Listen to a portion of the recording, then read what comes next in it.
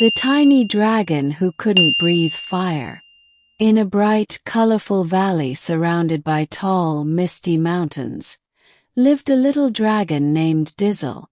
Dizzle was smaller than the other dragons, with shiny green scales, bright golden eyes, and tiny wings that fluttered like a hummingbird's.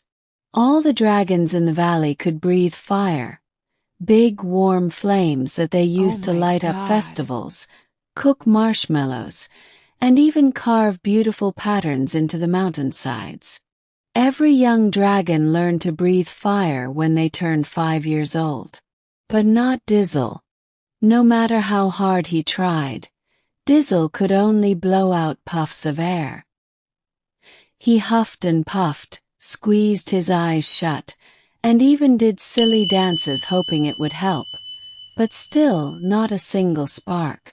The other young dragons would laugh sometimes, though they didn't mean to be cruel. Maybe Dizzle will be the first dragon to blow bubbles instead of fire, they teased. Dizzle laughed along, but inside he felt sad.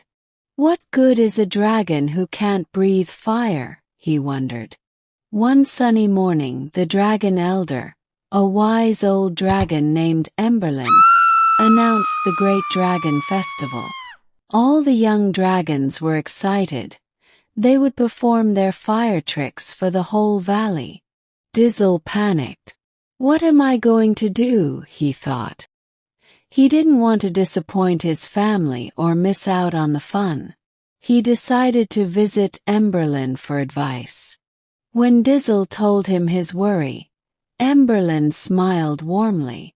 Fire is just one kind of magic, little one, he said. Maybe you have a different kind.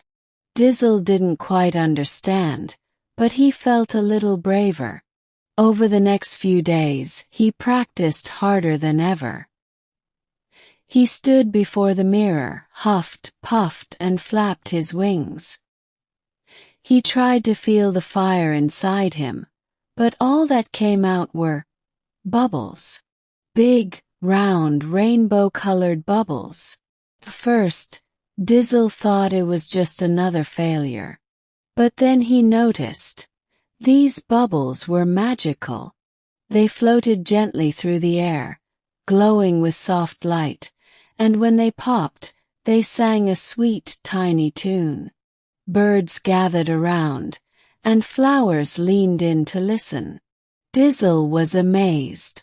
Maybe this is my magic, he thought. The night of the Great Dragon Festival arrived.